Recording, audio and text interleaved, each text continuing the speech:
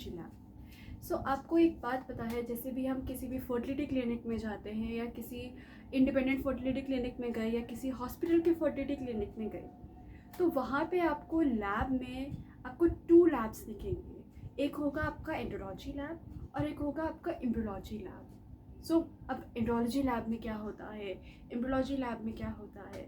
सो andrology lab और embryology lab में जैसे कि आपको पता है 2 डिफरेंट गैमीट्स होते हैं। एक होता है मेल गैमीट और एक होता है फीमेल गैमीट। अगर हमारे पास 2 अलग अलग गैमीट्स हैं तो उनके ट्रीटमेंट्स के लिए, उनके मैनिपुलेशंस के लिए, उनके डिफरेंट प्रोसीजर्स के लिए, उनकी टेस्टिंग्स के लिए भी तो हमारे पास 2 डिफरेंट लैब्स होंगे ना। ऐसा तो हो नहीं सकता कि हम oocytes को भी एक ही लैब में ट्रीट करें और स्पर्म्स को भी एक ही लैब में ट्रीट करें। So we have 2 different sets of lab. One set of lab is embryology lab and the other set of lab is andrology lab. So हमारा आज का टॉपिक रहेगा एंड्रोलॉजी लैब। एंड्रोलॉजी लैब होता क्या है, andrology lab में क्या क्या चीज़ें होती हैं, उसको रेगुलेट कौन करता है, उसमें क्या क्या इक्विपमेंट्स यूज़ किए जाते हैं। सो आज हम उन सब चीज़ों के बारे में देखेंगे।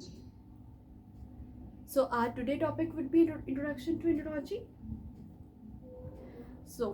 सबसे पहले अभी मैंने आपको बताया कि 2 गैमीट्स होते हैं, एक होता है फीमेल गैमीट और एक होता है male gamete. So andrology lab basically focuses on sperms. It is all about the male gamete. Okay, so इस पे हम एंड्रोलॉजी लैब के अंदर देखते हैं कि स्पर्म्स कैसे हैं, स्पर्म्स का स्ट्रक्चर कैसा है, स्पर्म्स का काउंट कितना है, स्पर्म्स की मोटिलिटी कैसी है। मतलब बेसिकली एक सेट ऑफ एग्जामिनेशंस हम परफॉर्म करते हैं to test the sperms and उनके फंक्शंस के लिए भी। उनका डीएनए कैसा है, उनका डीएनए अंदर इंटैक्ट है या नहीं है। So plenty of sets of examinations are there जो हमें हेल्प करते हैं देखने के लिए कि मेल इनफर्टिलिटी क्या है, मेल इनफर्टिलिटी का कॉज क्या है, क्या जो हम सैंपल हमारे पास आ रहा है उसका सैंपल में स्पर्म काउंट लो है या हमारा स्पर्म की मोटिलिटी अच्छी नहीं है या स्पर्म का स्ट्रक्चर अच्छा नहीं है या डीएनए फ्रैगमेंटेड है। So all these things, these test are carried out in the andrology lab. So what is andrology? Andrology is basically derived from the Greek word andros. Andros means male.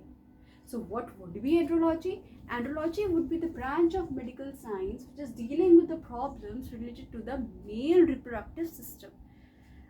एक andrology एक clinically अलग हो गया और एक laboratory के view से अलग हो गया। क्लिनिकली हो गया कि मतलब वो उसका ट्रीटमेंट कर रहे हैं, बट लेबोरेटरी व्यू में एंड्रोलॉजी हो गया कि हम एंड्रोलॉजी असेसमेंट्स कर रहे हैं, मेल रिप्रोडक्टिव सिस्टम के फंक्शंस को असेस कर रहे हैं, स्पर्म्स को असेस कर रहे हैं।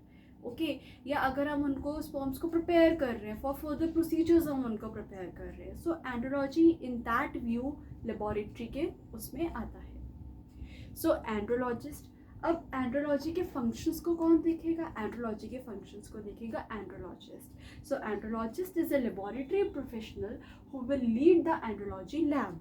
ओके, एंड्रोलॉजी लैब को जो हेड करेगा उसे हम बोलेंगे andrologist. And andrologist will carry out the procedures in order to test the male infertility.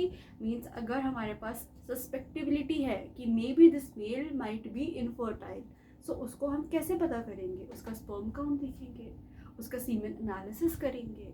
अगर एनालिसिस भी नॉर्मल है तो हम थोड़े और फर्दर टेस्ट करेंगे कि क्या इसके डीएनए में प्रॉब्लम तो नहीं है, क्या इसके एक्रोसोम में प्रॉब्लम तो नहीं है। So all these test we will carry out in order to rule out the male infertility. So that is the function of the andrologist. Now अब हमने एंड्रोलॉजिस्ट देख लिया कि उसके फंक्शंस क्या होते हैं, हमने एंड्रोलॉजी देख लिया कि वो एंड्रोलॉजी क्या होती है। अब हम देखेंगे कि एंड्रोलॉजी लैब कैसा होता है। ठीक है, अब हम एंड्रोलॉजी लैब देखने के लिए, एंड्रोलॉजी लैब में हमारे पास क्या आएगा, सीमेन आएगा। अब वो सीमेन कहाँ से आएगा, when the patient will collect it and give it to us, then only we will be able to assess the semen. So अब हम बात करेंगे कि क्या क्या एंड्रोलॉजी लैब में क्या क्या होता है, क्या क्या उसके रिक्वायरमेंट्स होने चाहिए, क्या क्या गाइडलाइंस हैं उसकी। सो हम सीमेन कलेक्शन रूम की भी गाइडलाइंस देखेंगे एंड एंड्रोलॉजी लैब की भी गाइडलाइंस देखेंगे। Coming to the semen collection room, the very first thing, the very first step because from there only we will be having the sample. So semen collection room, it should be basically एक बहुत secluded area में होना चाहिए. मतलब आपकी जो lab है, clinic जो है, उसके एक रिमोट एरिया में होना चाहिए जहाँ पे पेशेंट्स का ज़्यादा आना जाना ना हो, थोड़ी प्राइवेसी होनी चाहिए, एक एप्रोप्रिएट इन्वायरमेंट होना चाहिए. बिकॉज अगर पेशेंट स्ट्रेस में होगा, so the sample would be compromised. So in any case you have to avoid the stress. So patient should be very much comfortable. एक वेल अपॉइंटेड रूम होना चाहिए. Means ऐसा नहीं है कि मतलब patient must be in need of something and there is nobody to appoint. So it should be well appointed room and it should have complete privacy.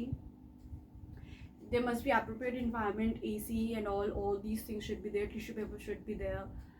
And there must be a in-house semen collection room. Okay, ऐसा नहीं है कि आपका semen collection बहुत दूर है. Because once the semen is collected and then it comes to about half an hour and 45 minutes later to the lab, then the sample would be compromised on that way only. So हमें सीमेन collection room एक in house facility हमारी होनी चाहिए. ऐसा नहीं कि बहुत दूर होना चाहिए. And it should B secluded area में होना चाहिए बट लेबॉरेटरी के पास होना चाहिए. जस्ट लाइक कि एक रूम यहाँ पे है और एक रूम यहाँ पे, हमारी लैब यहाँ पे है. ऐसे हमारा सीमेन कलेक्शन रूम होना चाहिए ताकि हम सैम्पल को तुरंत लैब में वो आ जाए असेसमेंट के लिए. बिकॉज अगर हम कहीं और है लैब और हम फिर बिल्कुल एकदम हीट एनवायरनमेंट से आ रहा है, बिल्कुल एकदम कोल्ड एनवायरनमेंट से आ रहा है, so that is not right. So it should be very much in a, मतलब उसका टेम्परेचर मेंटेन होना चाहिए. ओके, सो देन लैब में तुरंत हमारे पास आ जाएगा. अब सीमेन कलेक्शन से पहले there are particular sets of instructions that are provided to the patients कि आपके हैंड्स वॉश होने चाहिए, आपके कंटेनर में स्टेराइल होना चाहिए पूरा. आपका कंटेनर में कुछ जाना नहीं चाहिए, कोई पानी साबुन ऐसा कुछ नहीं जाना चाहिए ताकि सैम्पल कंटामिनेट ना हो जाए. We will study about that in the further lectures. So for the timing, so we are just seeing semen collection room में क्या क्या होना चाहिए. तो हमारे पास एक वेल इक्विप्ड रूम होना चाहिए जिसमें हमारे पास एक वॉश बेसिन हो, सोप हो, क्योंकि पेशेंट कहीं कहीं से आ रहा है एंड देन उसके बाद बिना हैंड वॉश के सैम्पल दे रहा है. इन केस अगर आपको सैम्पल एनालिसिस करना है then it's a bit fine. But अगर आपको प्रोसीजर करना है, उसे IUI करना है, IVF के लिए प्रिपेयर करना है, तो सैम्पल तो कंटामिनेटेड हो जाएगा ना. So the patient is very much advised in the very first step to wash the hands and then only give the sample, so that contaminations के जो चांसेस हैं वो हमारे रूल आउट हो जाए. एंड देन टॉयलेट होना चाहिए जो कि और किसी अदर पर्पज़ के लिए यूज़ नहीं होना चाहिए. ऐसे नहीं है कि it is a clinic washroom so anybody is going in that washroom. No, because it would be contaminated that way. Okay, because at the end semen आपका एक, it is containing the male gamete. It has to be in a very very sterile environment. Okay, so these are few things that are very important for the semen collection. Now let's see. So this is एक proper labeling होनी चाहिए कि this is a semen collection room so that nobody should enter that way. Okay, ऐसा नहीं कि कोई बार बार जाके knock कर रहा है, because the patient comes in stress. It is very much difficult to give a semen sample. So patient को anyhow by hook or crook we have to maintain the privacy.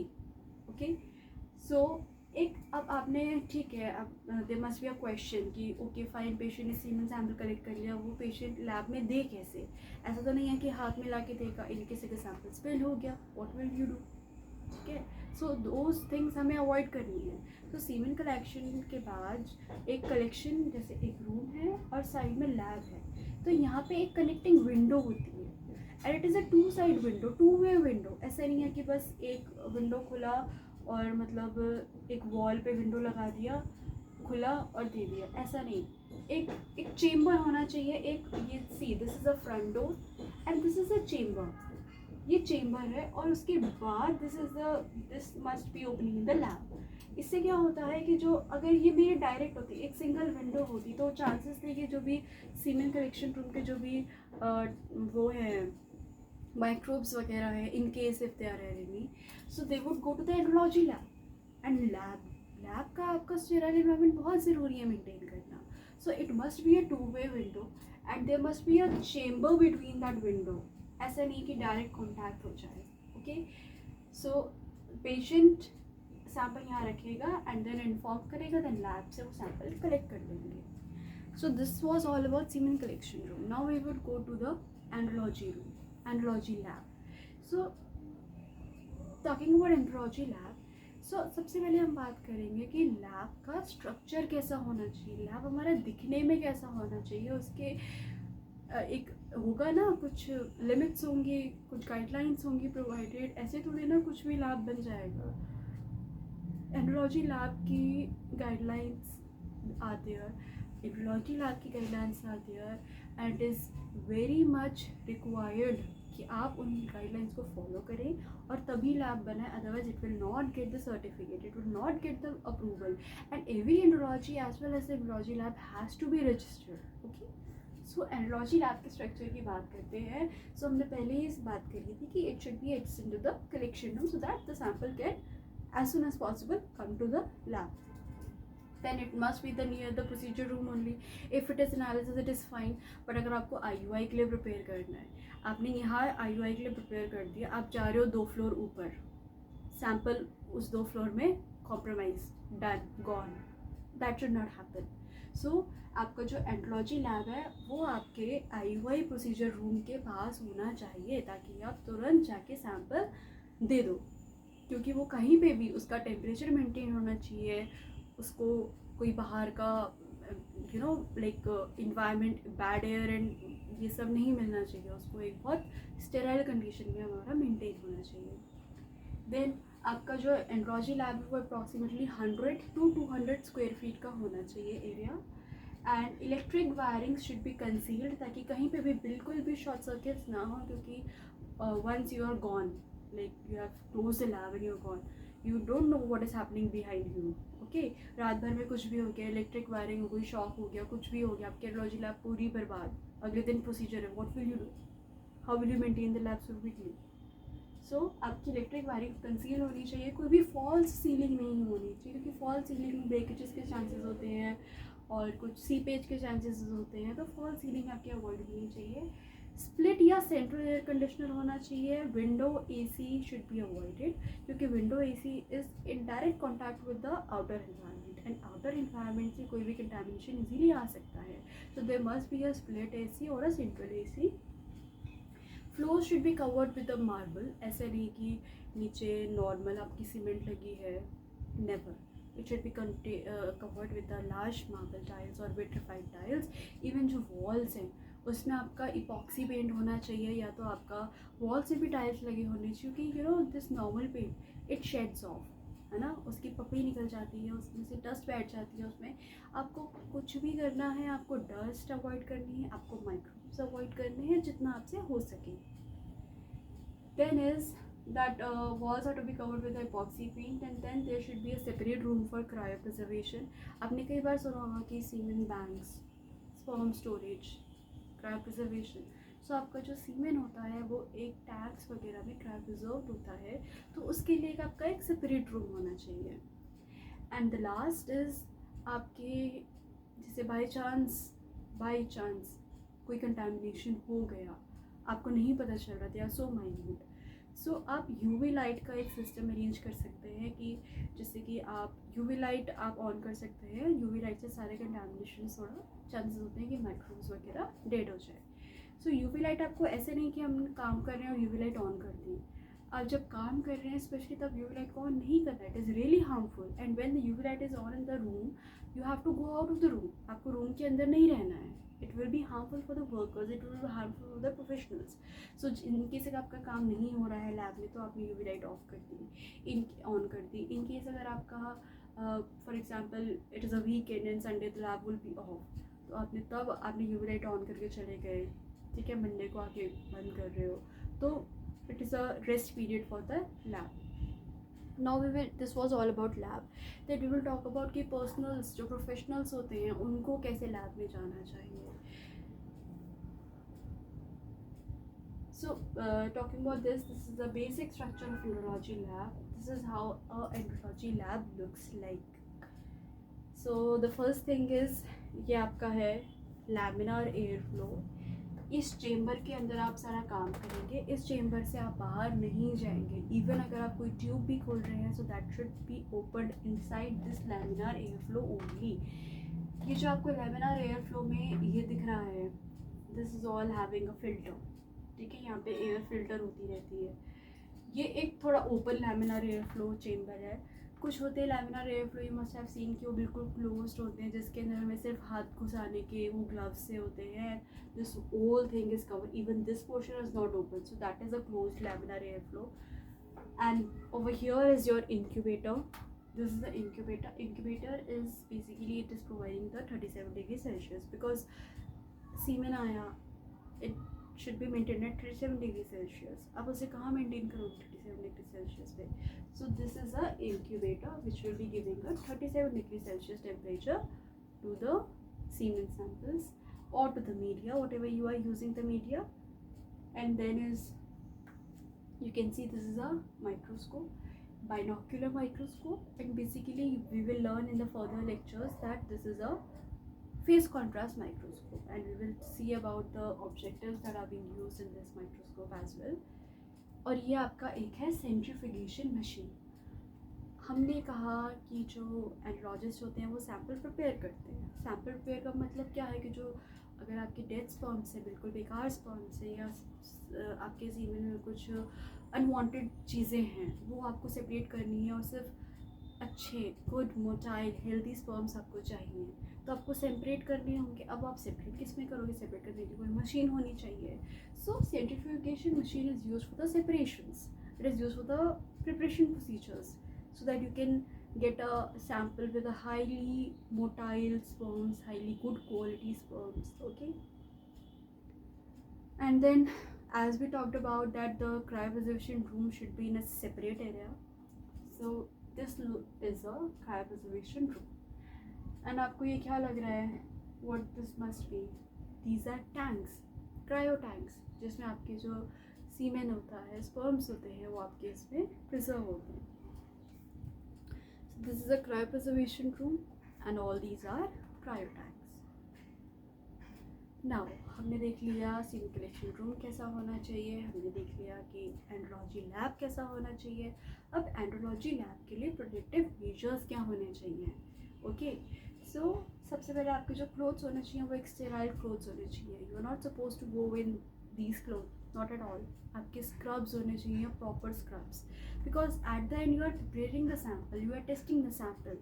For example, you are preparing the sample, और sample prepare करते हुए आपने normal जो clothes आप बाहर से पहन के आ रहे हैं वही क्लोथ्स पहन के आप लैब में चले गए, contamination would go in the sample ना, by any how. Even you won't know कि कब सैम्पल में कंटामिनेट हो गया. तो हमें स्टेराइल क्लोथ्स पहनने हैं. स्लीपर्स आपकी नॉर्मल बाहर वाली स्लीपर्स नहीं होंगी, लैब की सेपरेट स्लीपर्स होंगी. Hair net, mask, everything. Mask is for your this time for your safety as well and for the sample sakes as well. So आपके स्टेराइल क्लोथ्स होने चाहिए, स्लीपर्स होनी चाहिए, कैप होने चाहिए, मास्क होने चाहिए. आपके जो क्लोथ्स हैं वो टेरी कॉटन के होने चाहिए या सिल्क थ्रेड के भी हो सकते हैं. नॉर्मल लिनन क्लोथ्स नहीं होने चाहिए, बिकॉज लिनन क्लोथ्स कैसे है ना कि मे बी कहीं लिनन क्लोथ का धागा निकल गया, ओके, सैम्पल में चला गया, what would you do? You won't able to see it. आपका प्रॉपर हाइजीन मेंटेन होना चाहिए. अब लैब में you will work, you will deal with the semen sample. Will you deal with the naked hands? No, you will wear gloves.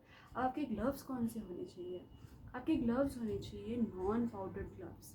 जो surgical gloves आते हैं, जो normal gloves आते हैं, एग्जामिनेशन ग्लव्स आते हैं, they are basically powdered. But in andrology lab और embryology lab we cannot use powdered gloves.